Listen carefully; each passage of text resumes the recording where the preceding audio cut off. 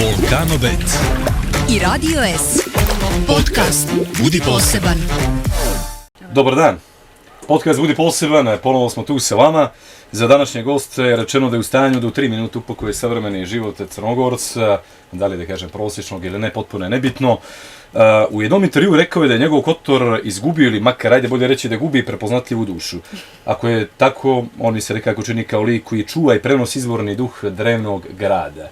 Sa nama je Dejan Dedović, rekao sam mu malo prije, poznatiji kao Deda, Klapa Who Si. Djeluje mi da si uvijek lagan, ali prije svega da ti poželim dobrodošlicu u podcast Budi poseban i dobar dan. Kako si prije svega? Dobar dan i sa moje strane. Odboje, naravno. Kako si, Deda? Dobar dan i vama, hvala vam što ste me pozvali, super sam. Malo nisam spavao sinoć, nešto tako, eto. Pa to se svima dešava, jel tako? Melatonin, kažu, uzimamo, ja sam probao one ideje, samo da znaš. Jesi li lagan kao što izgledaš? Jesi li onako smiren tip? Mislim da jesam, što znam. Možda ponekad me djeca malo iznerviraju, pa sam ljut. Kakav je Deda kad je ljut? Pa, šta ja znam, to bi trebalo da vidiš. ali nije... Nemoj nam demonstrirati. Ali nije, nisam opasan. Ali ljudi imaju, čini mi se, Deda, čudno, jel tako, ljudi koji te znaju ovako preko muzike, preko time čime se baviš. Sad kad ti kažeš Deda zna da bude ljud, zna da podvikne na djecu, zna da bude nervozan, meni je to nekako kako ne, to nije on. Prosto čini mi se da je tako. Kako? Podvikne samo vaspitanja radi, ne zbog toga što sam nešto nervozan ili ljut. Upravo mi ne djeluješ tako. Reci mi, kako je to živjeti u ovom ludilu od vremena, kako uklapaš sve? Kako uklapaš muziku, kako uklapaš kreativu da pišeš, da se baviš time čime se baviš sa porodicom i sa svim obavezama? Pa, mislim, uklapam tako prvo i osnovno što mi se studio nalazi u kući gdje živim, tako da kad god nešto treba pokazati iz matematike, ja prekidam svoj posao i krećem na matematiku. Stalno sam tu, eto, dostupan sam djeci, vozim ih škola, trening, radno vrijeme kreiram sam sebi, mislim, mogao sam i da izmjestim studio, ali čini mi se da sam lako produktivniji, ne znam. Nisam probao nikad ovu opciju sa izmještenim studijom. Pa da idem neđe u studio, kao imam radno vrijeme, ne dira me niko. Nisam to probao, ali ovako mi se čini da je bolje, ne znam. A čini mi se, izvini, da je ovo san svakog Crnogorca. Da ne ideš niđe. A ne, samo ti kažem, gdje si ome na pol, a gdje si kući sam? Jel da nekako liči tako? Ne, ja mislim da si ti spojio lijepo i korisno i da si sam svoj gazda i mislim da bi to svako od nas poželio u jednom momentu života. Prošle godine, negdje baš u ovo vrijeme na pitanje da se ne baviš muzikom, rekao si, ako se sjećaš, da bi volio da budeš fudbaler. To sam volio da budem. Djelovalo je da si to rekao u šali, ali zapravo možda i nisi. Manje je poznato da si trenirao u fudbalskom klubu Bokelj. Kad si počeo i koliko je trajala ta tvoja fudbalska karijera i bili se opet oprobao? Ja sam kao škola fudbala, to je prije Petlića još, baš kao klinac krenuo da treniram fudbal i onda sam prošao sve selekcije osim tog prvog tima seniorskog u fudbalskom klubu Bokelj iz Kotora. Tako, mislim, kako sam rastao, kako sam sve više kontao, mislim, moja želja je bila da kao mali, kao fudbaler koji će napraviti karijeru, u stvari odem u jedan klub za koji navijam. I kako sam rastao, kako mi je sve bilo jasnije da ja to u stvari neću dostići i kako sam počeo da se malo više zanimam za muziku i tako dalje, ta želja za fudbalom je polako tonula u nekakvi zaborav, mislim, ali eto, fudbal se igra i ovako rekreativno. Rekreativno, odeš li na termin, imate li te momente? Prvo smo, ne znam, dešavaju se te pauze jer je teško skupiti ekipu, mislim da je taj sistem tako naštelovan da slabo imamo vremena jedni za druge, tako da samim tim ne možemo se ni na fudbal skupiti. Za koga najčešće imaš vremena, izvini pa ovako... Posebno pitanje, ali reci, čuvam ga. Najčešće vremena ostavljam za familiju, to mi je nešto najvažnije u životu, definitivno. A što nekako je najbitnije, tako makar bi tako trebalo da bude. Deda, hoćemo ne i tako? Deda, definitivno. Deda, definitivno. Slušaj, daj da probam da potrafim. Ne znam, evo, garantujem da ne znam, Liverpool? Ne je to taj klub, nije? Newcastle, Alan Shearer je ona vremena, jel tako? To. Dobro, reci mi, pozicije tvoje je bilo neki bek, jel tako? Ili zadnji vezni? Pa, može da bude bek, ali to je tada u fudbalu bilo raspoređeno kao krilo i najčešće sam po desnoj strani igrao. Jer... Ali sam potrafio da je to neka krilna pozicija, Da. tako. Ja bih se da malo, a moram da pročitam, izvini, zaboravim se u momentu. Stih iz pjesme Mali tribali, ona top modela, ja nisam fudbaler. Još nastavljam. Repujući u komšinici u pjesmi Naselje koja je kačila tepi preko gola, pa ne možemo fudbal bačiti. Sjajno, morate to reći, to si vjerojatno čuo. Znamo koliko imaš dara za ritam i rime, opet se vraća na Mali tribali, a zbilja koliko si talentovan onda bio za loptu?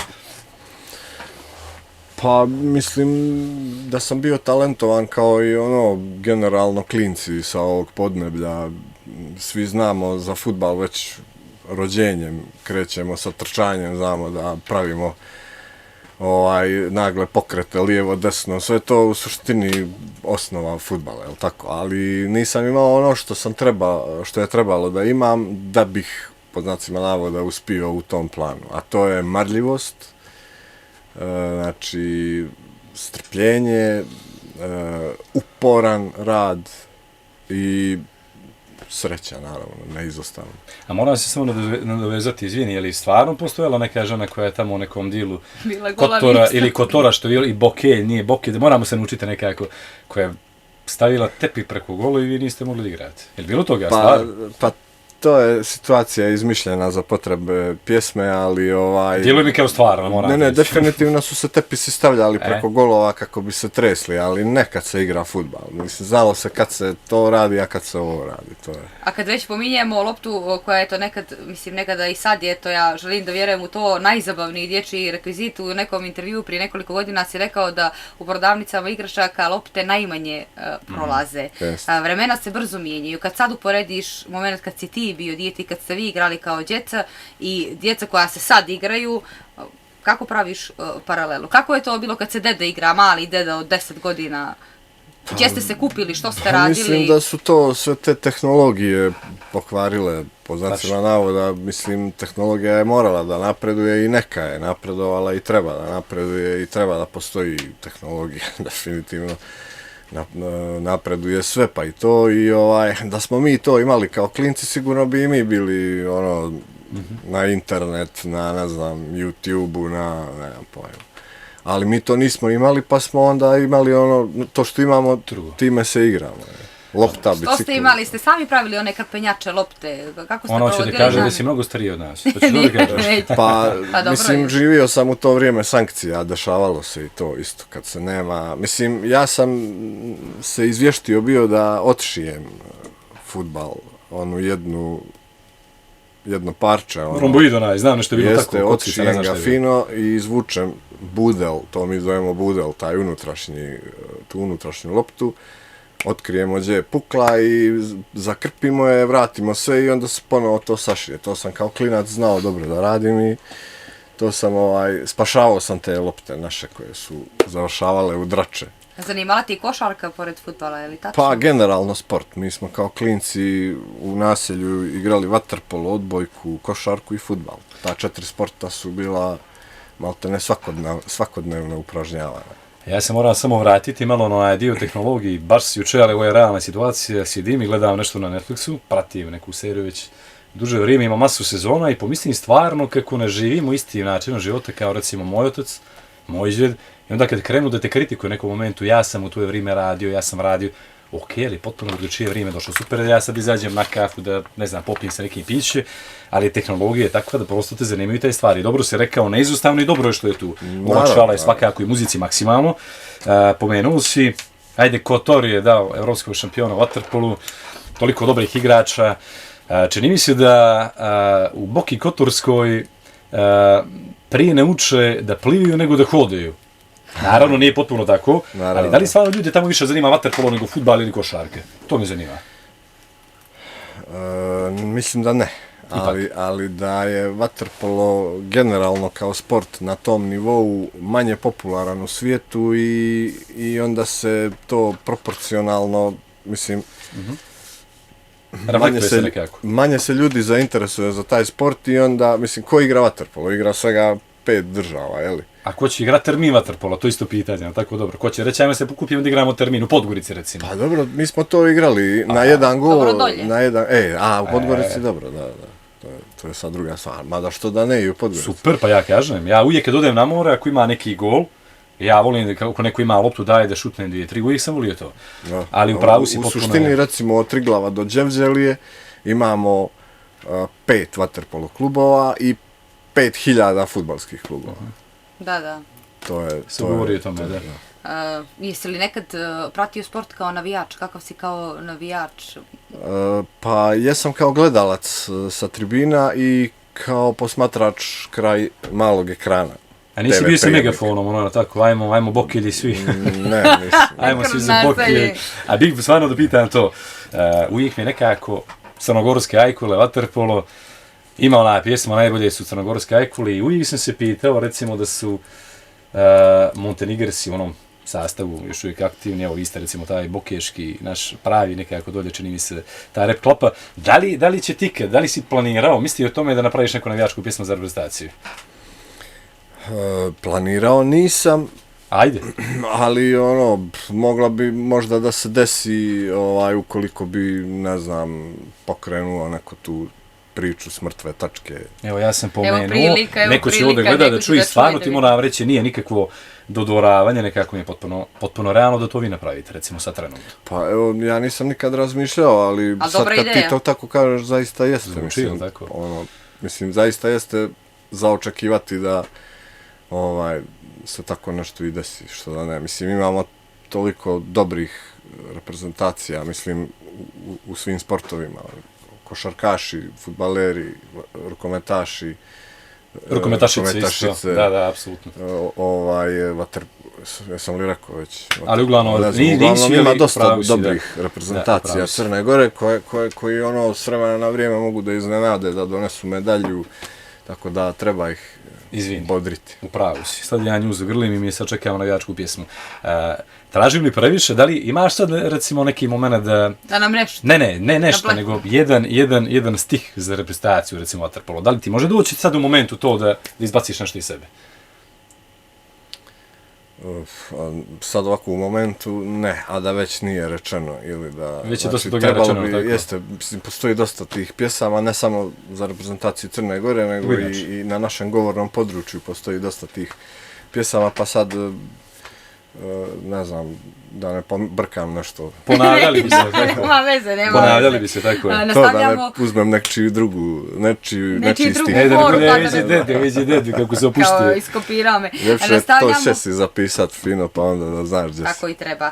Deda, nastavljamo sa pričom o muzici, ali eto i sa primisama sporta. Kolika je bila kvota da će baš iz Kotora poteći dva najpoznatija crnogorska hip-hop sastava, eto Montenegresi i Husi?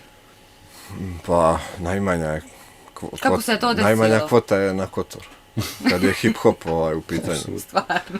Da.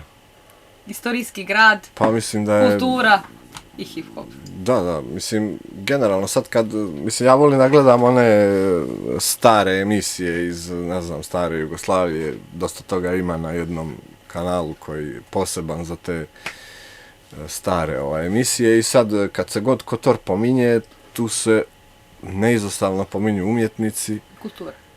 Kultura svakako, tako da nije neobično imati umjetnike iz Kotora ili sa Cetinja ili iz Herceg Novog. To je nešto potpuno obično.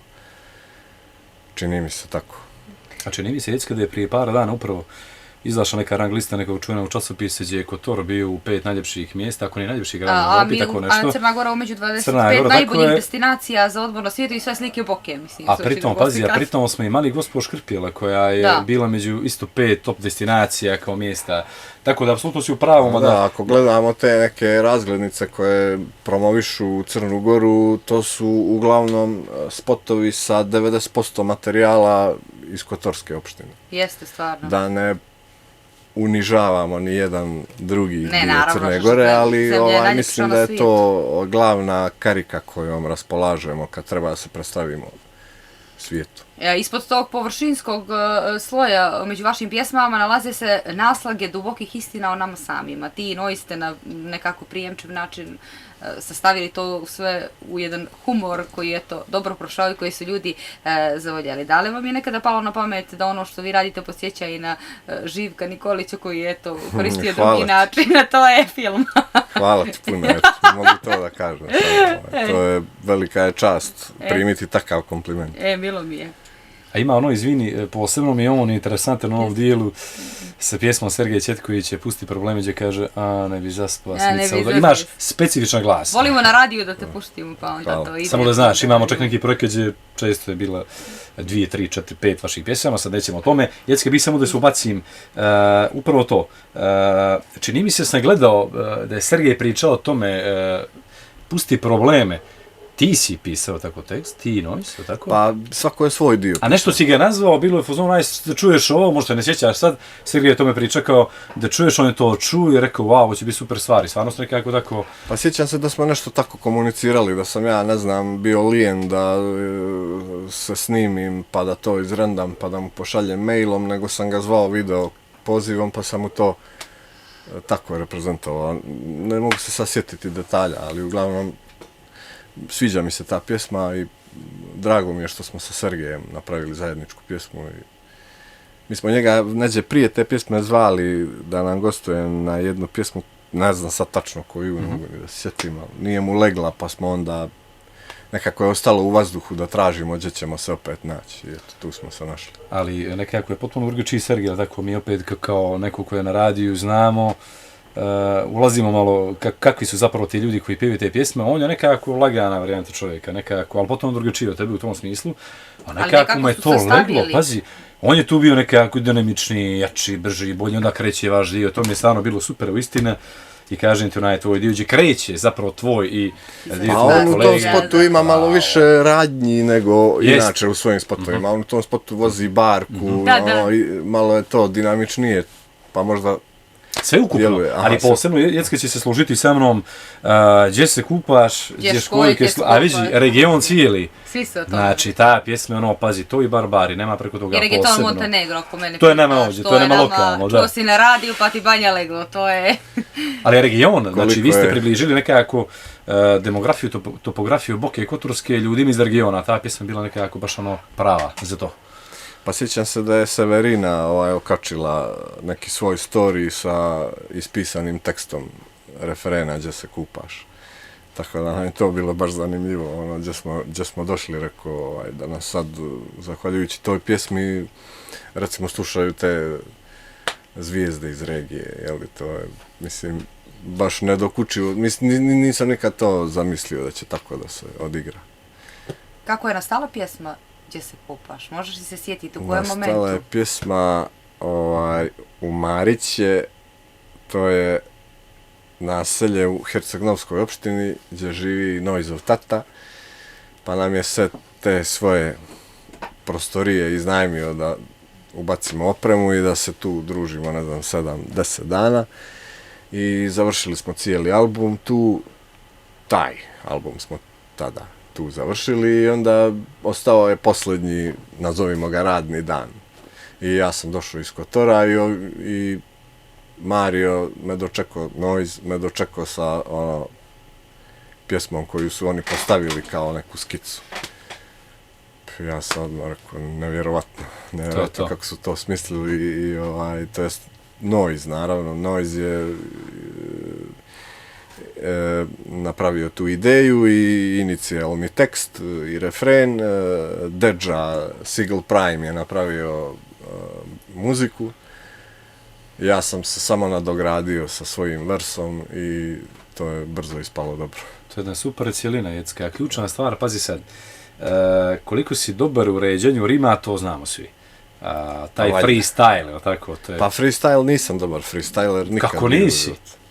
Pa ako pod freestylom podrazumijevamo da mi u momentu padaju rime na pamet i da na taj način, recimo sad ja komuniciram sa tobom i da mi se sve rimuje i da imam taj ritam i da imam to sve, to neki ljudi znaju, to random zna sugrađanin vaš odavde, vrhunski reper, a meni to nije nikad išlo. Ja sam uvijek bio komforniji da nekako sjednem svesku ispred sebe da imam i da zapisujem, da pišem pjesme, ne da ih... Znam, ali onda nekako nama, ljudi koji se bave repom, nama je to kao logično, koji nismo u tome, da oni su dobri u freestylu. Ne, ali on mora da sjede da napiše, ja mislim da razmisli, da ima inspiraciju. Pa obično, ljude koje sam ja upoznao, kolege, obično je bilo, ako si dobar freestyler, nisi dobar tekstopisac. I obrnuto. Međutim, kod rijetkih je to nekako zajedno moglo da dođe, tako da... Jebate, pušti đavola. A što i koga? Ne smijemo puštiti od sebe, a da nije porodica, ajde. Kome kažeš, pušti đavola. Djeluje mi da će da kaže obraz, ne smijemo puštiti od sebe nikada. I brada. Mislim, dosta smo mi tu đavola koje nas izazivaju svakodnevno pomenuli u toj pjesmi. I dosta je tih nekih izazova koji, ako im se prepustiš, ko zna na šta bi to završilo ovako. Mislim, generalno, evo, ne treba crtati, ali poruka te pjesme je da treba biti oprezan i pametan i da ne treba dirati lava dok spava ili čačkati mečku. To su ni naši stari izrazi, tači čini mi se. A pomenuo si prije Severinu. Ovo mi je nekako odmah palo na pamet, kažeš, ona je napisala, mnogi su kasnije, pretpostavljamo da sami niste vidjeli. Jesu, to nju sam pomenuo. Nju si pomenuo. Ne djeluješ mi kao neko ko, po znacima navoda, ne zamjeri mi, nema drugi izraz, trenutno pati od te popularnosti. Možda na kraju krajeva da možda biraš, ne bi se neđe možda kombinovao sa nekim ljudima koji su iz drugog svijeta, iz muzike, ali neke druge branše, nebitno. Ideš sad, recimo, ne znam, grada, zaustavite neko da nije Kotor, da je Podgorica, da je Nikšić. Imponuje li ti to? Ono kao deda slika može... Pa moram reći da poštujem to, jer i sam sam fan nečiji ili nečega. Tako da, to je potpuno normalna stvar, a i majka mi je rekla da moram da ispoštujem svakoga ko me voli, tako da moram slušati majku. Ovo je dobra stvar, to znači majku. Predsjeraću, samo sekund, prekidate. Šobić, Montenegro si svojevremeno, Buksovci, do Buksovske knjige i sad vi Klapa Kusi. Svi ostali super i Četković i Georgijevi tako dalje, ali vi ste rekli ako potpuno druge čičini, mi se najviše ste prikazali u Crnoj Gori kroz muziku i kroz recimo Buksovci, kroz svoju neku, nekako mi djeluje kao da se vi svi znate i družite, kao da znate ni za druge, jer ste mi nekako svi na poseban način iznijeli što je zapravo to Crna Gora i naš mentalitet. Pa, dobra si ime napomenuo. Ako nas vrstavaš u tu grupu, hvala. Ali apsolutno nije nikako... Si deda baš skroman nekako. Jeste. Hvala. Jeste skroman, ali moram da te pitam, to mi je uvijek bila misao kad pomislim na Husi, kako je nastalo ime? Najteže pitanje na svijetu. Ajde. A suočavamo se sa tim pitanjem od samog početka.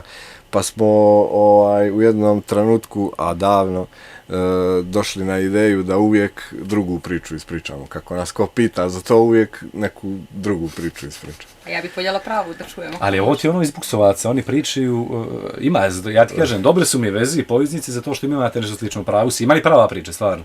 Ima prava priča, ne znam da li sam je nekome ispričao, a suština je da je prvi oblik imena Husi bio V, H, O i C kao druga riječ, jedno slovo C. Kao Hu, kao ko ili Kotor. A C kao connection, kao kotorska konekcija neka. Međutim, odmah brzo smo shvatili da je ljepše grafički, da stoji 3 slova. Pa je onda Husi, što u suštini ništa ne znači, ovako samo eto. Ali ne bi mijenjalo tako, se kad vratiš vrijeme, ono šanse nema. A zašto Klapa? Ili to bokeški Klapa? Pa eto, tad kad smo bili klinci, htjeli smo da budemo originalni, jer ne postoji nijedna rap Klapa. I bili ste? I ostali ste, čini mi se, ali tako? Klapa smo, imali Klapa? Zvanično smo i dalje imali koliko maklo, ne znam, ni za koliko bez vas. Klape postoje, da, imaju sad baš festival Klapa, koji se svake godine održava u Perastu.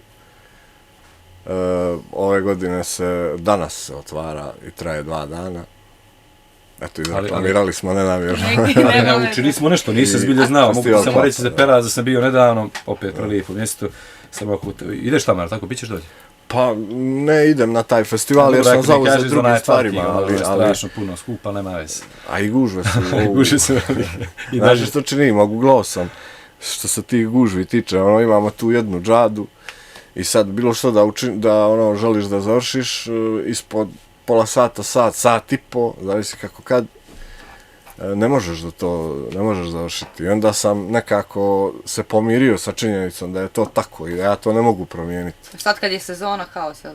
A prošlo je onda, znači, ma kakvi kod nas je... A bio sam nedavno ovdje, znam. Ali ona je prije pomenula ljepote Crne Gore, svi žele da dođu i to je upravo je potpuno, samo ja mislim ljudi kad dođu i vide, recimo upravo to što ti pričaš, imamo jednu ulicu. Možda će im se to sljedeće godine pokazati kao neću tamo da idem. Ali neki novi će doći, pa dok neki novi ne dođu, neke naprave neke zaobilaznice, nadamo se. Će se deta parkira kad ide, nećete završavati. A izvini, gdje ćeš se parkirati, sad imaš koncert u Podgorici, znaš, i što imaš neke parkinge, pa snađi se Google Map. To još nisam savladao. Savladao sam da trpim gužve tako što odvrnem muziku do daske i svi se okreću po mene i možda je to sad seljački, ali ja slušam muziku koju volim i uživam, hoću da uživam dok vozim, kad mi je već tako kako jeste, hoću da uživam, onda baš me briga. A deda koliko ima posla za hip-hop grupe u Crnoj Gori i sastavim? Za nas ima dosta posla. Materijale koliko hoćeš? Tako? Mi sad spremamo 5. album, 4 do sad ih imamo i sva 4 su izgleda našla publiku i za nas posla ima. A 5. album će vrlo brzo. Hoće li se razlikovati ili je to taj neki pravac? Aha, ništa. Sad, mislim, ne, mogu da ti kažem, ali šta ti znači subjektivno je, sad ne mogu biti objektivan. Ja mislim da smo mi zadržali tu našu prepoznatljivost, a za ostalo ti ne mogu ništa garantovati. A možeš imati premijerno datum, naziva albuma, nešto da nam daš, ako znamo? Ne mogu ništa da kažem. A izvini, još jedna stvar, pjesma... Hoće li biti prije nove godine? Da, naravno. A recimo, ima li pjesma koju favorizuješ? Je li ti se do sada dešavalo, tebi i kolegi tvom, rekao si, beš li Mario moje pravo ime? Mario, da li ste imali neka tipa pik svoj? Ova pjesma će biti sigurno najbolja i će proći kod publike. Ova pjesma sa 1., 2., 3., 4. albuma. Ti se gdje se kupaš, potraš me. Da li unaprijed smo znali? Da li ste imali favorita, ovo će proći bruke. Aha, a Noiz je bio taj koji je znao da će gdje se kupaš da bude hit. A ja sam samo potvrdio tu njegovu misao kad sam došao, kad su oni već napravili kostur pjesme, kad sam rekao da, ovo je zaista. Dešavalo se da pogodimo, dešavalo se da mi Reggaeton Montenegro nismo htjeli da stavimo na album. Tu smo pjesmu onako i šale napravili. A reci mi razlog, je li to za vas bilo u tom momentu, možda budem pregrub, ali ne zamjerim i opet pokušam nekako da uđem u tvoj svijet muzike, je li to za vas bila za nijansu komercijalnija pjesma od ostalih? Pa jeste samim tim što je u tom trenutku reggaeton kao takav, kao pravac bio jako popularan u svijetu i on se prepoznaje po tom svom karakterističnom ritmu. I mislim, za nas je to bila promjena pravca. Mi smo tada bukvalno promijenili žanr kojim se bavimo i sad odzvonio je taj refren. Refren je u sebi ima riječ Montenegro i to odmah prođe vrhunski. To si upravo. I još to taj latino ritam i to je latino riječ Montenegro i sve se nekako poklopilo. Kako te sjećanje vežu za snimanje onog spota? Ono je bomba. Kod državna je radio. Sjećanje me ne vežu jer ja nisam prisustuo. Mi nismo bili tu. Nego? Zonjo, The Books of Knjige. On je nosio onaj radio. On je bio taj iz prvog lica. A one djevojke onolike oko... A dobro, on je to sve organizovao. On je otišao na Kubu, on je otišao u Havanu, nije nas poveo. Zašto? Išao je zanimljivo, ja bi se zaklao da su oni bili tamo. Ja sam mislila da su bili tu, mislim. Naši likovi su se pojavili samo na onom plakatu na zidu. To je sve što se naših likova tiče. Ali je Zonjo dobro odradio svoj posao, čim, ne znam, 70 godina poslije tog spota ti još ne znaš da mi nismo bili tamo. Kaže, pa vidiš, ali nešto neće od svega. Kad te pitan za u komercijalu... Noiz je montirao. Deda. Tako ja mogu Đede zovem. Deda Novice. Đedo me zovu u Srbiji, u Dalmaciji me zovu Dida, a u Crnoj Gori Deda. Sad Srbija i Crna Gora još da se zamijene, pa da onda to bude sve kako treba, ali dobro i ovako nije. To je to. Pitajte za komercijal upravo iz tog razloga što, ajde recimo 70% ljudi u Crnoj Gori koji slušaju muziku prijemčive taj komercijalni zvuk, prosto to prolazi danas. Ja ne mogu reći da imamo neki odobrano visok postotak ljudi koji se gnušaju komercijala, prosto je svuđe ušla. Ali to recimo za mene, za nju i za tih 70% ljudi nije komercijala. Nam je dalje to nešto strano, ali nam je prijalo. Zbog toga ja sam pomenuo za pjesmu Reggaeton Montenegro. Reci mi, još ova pjesma, samo me to zanima, Naselje. To je potpuno vaš stil, čini mi se, jel tako? Pa ja bih rekao, jedan kroz jedan. Zabilčani su se malo pronašli, da znaš ono Naselje, Zabila. Pa svi su se pronašli. Komunicirali smo sa mnogim ljudima, sa raznih krajeva, i Sarajlije, i Beograđani, i ne znam, Zagrebčani. I Zagrebčani. I svi su se pronašli jer u svakom naselju imaš komšiju komšinicu ili komšiju kome smeta lopta, kome smeta, ne znam, imaš komšiju koji pere auto, jel tako, pa skvasi cijelu ulicu. Imaš sve one komšije koje, mi smo nabrajali tu ljude, u stvari. Pekar Vido koji nije mogao da zaspi pa je lep kasnio. To su sve normalne stvari koje su u svakom naselju dešavaju. To, nismo mi opisali naše naselje, nego naselje generalno. Apsolutno, zato i kažem. Da ti pitam, ajde ovako, koja bi bila tvoja preporuka gledalcima i slušalcima našeg podcasta, ovo ti pitam, ali sad za septembar nemoj da mi pričaš, tu možemo gdje god, ali u jeku sezone, gdje da nađemo spas u Boki, Ladi, lipu plažicu? Ime? U Boki? Samo da nije Morinj, bio sam nedavno, pomeo sam se. Aha, tamo ima izvori. Izvora, da. Pa jest ta obala tamo... Bajeva Kula. Pa treba mijenjati, ja ne znam. Ne znam sad. Možda da nisam iz Boke, možda bi bolje znao. I njemu je svaka dobro, recimo ću da ga pitam. Sad, isto kao Žabljačani što ne skijaju. Hoću ja. A ti si nešto miljava si mi za Žabljačane, bravo ti piljama, svi Žabljak, lijep, sve super. Ne, bila je fora prije neki dan, moram da te pitam, nećeš mi zamjeriti fakat što te prekidam. Gdje se ljudi sa Primorja kupaju, gdje vi idete na ljetovanje, što vi radite? Ili čekate da odu turisti? Pa to su uglavnom ono ispred kuće, što ti je ono nekako gdje si se podigao i porasao i ono tu. Tako i ja isto najviše volim tu plažicu koja je ono meni okarakterisala djetinjstvo, prve ljubavi, tako da tu mi nekako, tu se osjećam najprirodnije.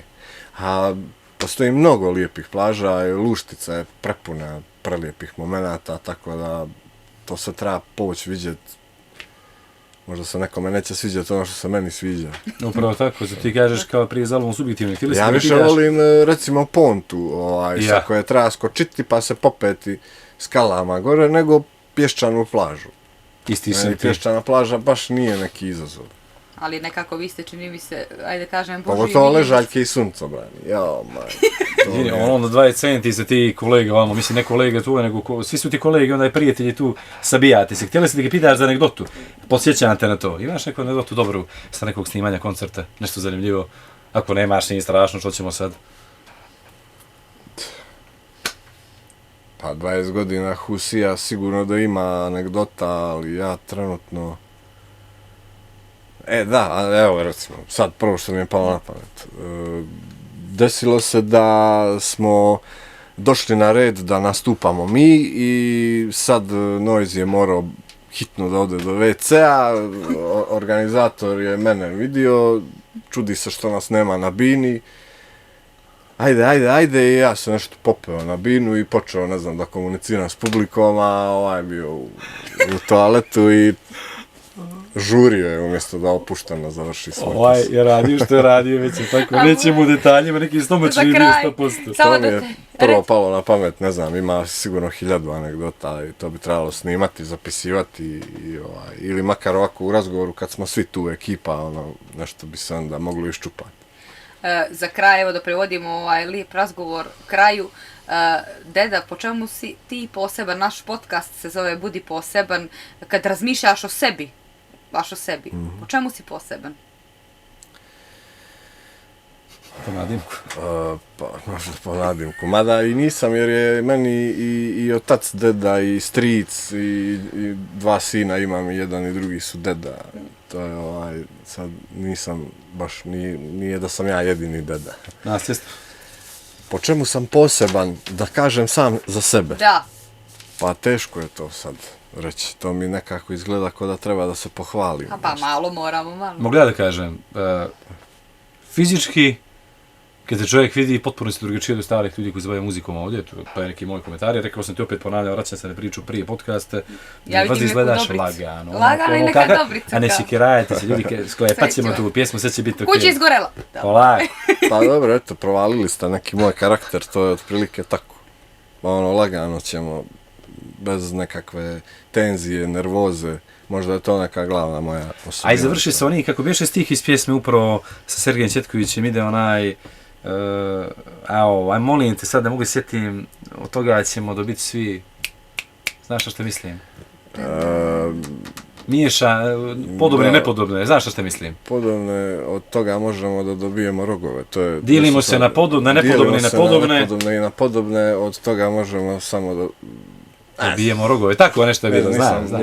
Nisam Evo, ni ja se ne mogu sjetiti, a milijun puta sam to izgovorio. Deda, hvala ti. Ali podobni i rogovi su rima, Tako iako nešto se ide. ne rimuje. Ali Tako da. nešto ide, tako sam se sjetio. Samo da ne dobijemo mi rogove od ovoga života, čini mi se. Ona je rekla, dede hvala, ja kažem, dede hvala puno što si bio naš gost. Bilo mi je prijatno i ne sjećam se da sam gostovao, jesam u jednom podcastu. Evo sad smo- Mojih drugova, dva dobra druga, bio sam i evo sad sam bio. Baš ti hvala što si nam ukazao povjerenje i bit će nam zadovoljstvo opet da te pozovemo. Hvala na I pozivu. slušat ćemo te na koncertu. I nadam se kad ovo budemo gledali da nećemo prskavati osmijeha zbog nekih mojih gluposti. Nećemo sve, okej. Biće ekstra. Aj sad ću ja, kako si, Bila najdio. je Idemo ovo ća. još jedna epizoda podcasta Budi poseban. Vidimo se, uživajte, pratite nas, Čujemo gledajte. se, jel tako? I čujemo se i vidimo Dede se. je rekao da je njemu bilo prijatno, meni malo vruće, ali što je on prije rekao, subjektivno osjećaj je njegov, moj, takav, objektivno, ne možemo o tome da pričamo. Ecke, hvala ti što si pored mene. Hvala tebi što si bio isto uvijek tu. Ćao! Ćao, ljudi. Ćao! I Radio S. Podcast Budi poseban.